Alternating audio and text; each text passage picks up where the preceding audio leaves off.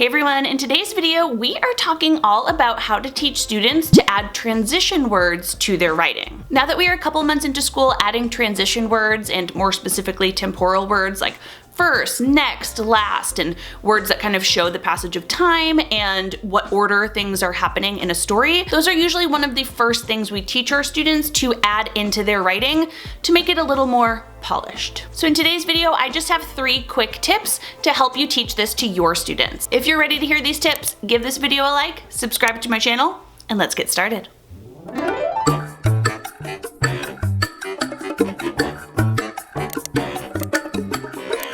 Tip number 1 to remember when teaching students how to add transition words is that oral language precedes writing. Meaning we need our students to be able to use these words in their oral language when they are speaking before they actually write it on paper. If they're not able to use transition words aloud in their own speaking, they're not going to be able to generate these ideas independently and do it in their writing. Now, of course, we review and add in transition words throughout the entire year, but in the following 2 units is where I really kind of focus on it and reteach it and teach it explicitly for my students. And that's going to be during our personal narratives unit and also during our how-to or procedural writing unit. Both of those writing genres naturally lend themselves towards students using transition words. In a personal narrative, they're telling a story in order, what happened first, what happened next. And then of course with procedural writing, they need to really tell steps in order, and that's going to be very important. After I've explained to my students what transition words are and what are some examples of those, I like to have students practice orally first, like I said. And I'll have students do this using something relevant that all students can participate in. So for example, I might ask my students to explain what they did over the weekend. And I'll ask them to tell me the story in order using specific transition words. I might write them on the board. I have an anchor chart that I'm going to share in tip number 2 that I will definitely use for this. But again, that oral language piece is very important. I want my students to be able to look up to the transition words, decide what ones make sense in their own story, and start using them by saying them, by telling a story. I might ask students to tell me exactly how they get ready for school. Again, in order, using those words so the reader or the listener can follow along. Another fun way to do this is to make up a class story. And again, they're not writing anything here. This is just all oral language. And again, have those transition words on the board, and they can make up a complete fantasy story. So for this, I would just have students sit in a circle. I'd pick a student to start, or student can volunteer to start, or maybe I might start. I would choose one of the beginning transition words. I would say it, I'd kind of say a sentence, and then the next person has to add on to it. Not everybody is going to need to use a transition word, but we can kind of tell where the story is going from beginning, middle, and end by adding those transition words in and making sure they make sense. And you can do the same type of class story where we all add on with the how-to genre or procedural genre as well. You might say, okay, as a class, we're gonna go in order, and you're gonna tell us how we can get from our class to the gym. And each student has to say one like specific thing in order and using those transition words to see if we can get to the gym or any other place in the classroom. But again, the example should be relevant to your students so all students can participate. So tip 1 is just a simple one, but it's often overlooked, so it's a good reminder to make sure students practice these words aloud, oral language, before they start writing. All right, tip 2 is one I mentioned previously, and that is to use an anchor chart and have it displayed for your students to reference. Now for transition words, some sort of stoplight anchor chart is usually my favorite. Here is my example that I have in the SJT Writing Club. If you're a part of the club, you will find this under the narratives lesson. This is when I use it, and then I believe I use this exact one again during that procedural writing genre unit, but you can find it here.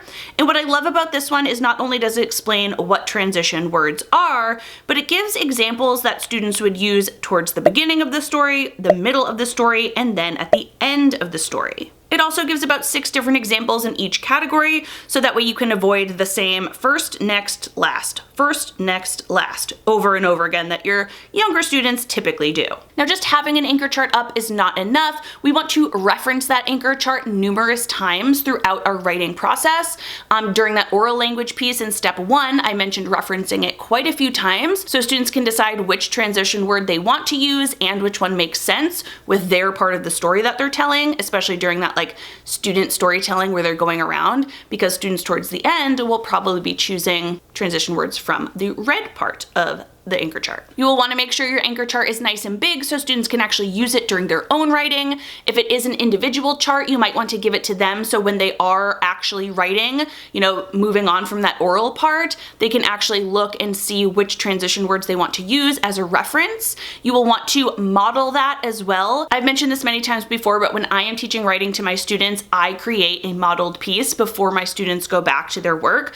So whatever we're working on that day, I model it explicitly first, and then they can go back and write. So if I'm modeling how to add transition words to my story, I will make a very big point of looking at the anchor chart we have, thinking about which one makes sense, maybe talking through a few different ones, choosing one, and then copying it over to my writing.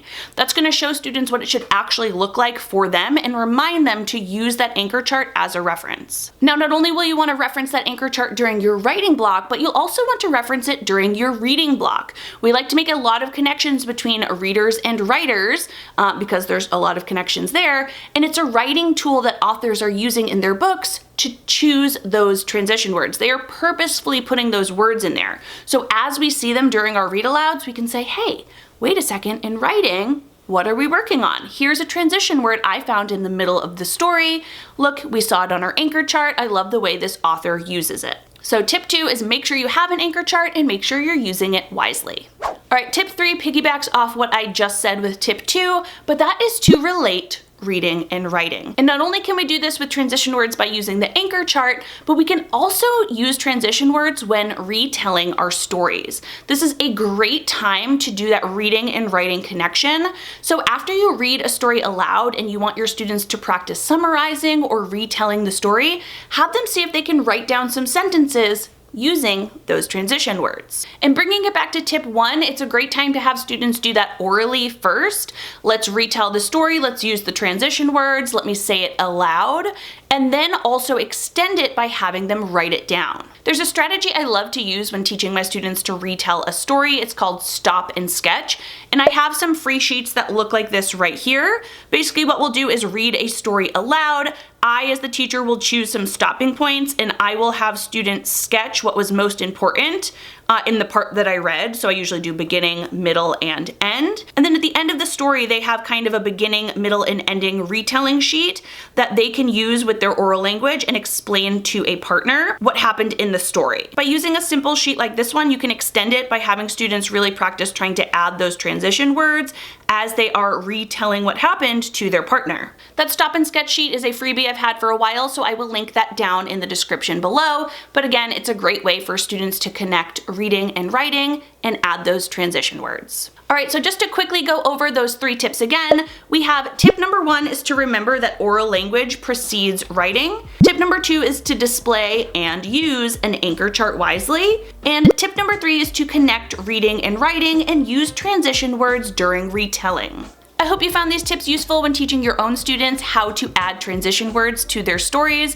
I do think the tips are pretty simple, but they are great reminders as you go into this next season of teaching. Like I said, they've already been in school for a couple months, so now we start to build upon those skills. As always, I hope you enjoyed this video. If you did, please give it a thumbs up so I know. Make sure you are subscribed to my channel and click that bell. That way you're notified of every new video. See you in the next one. Bye.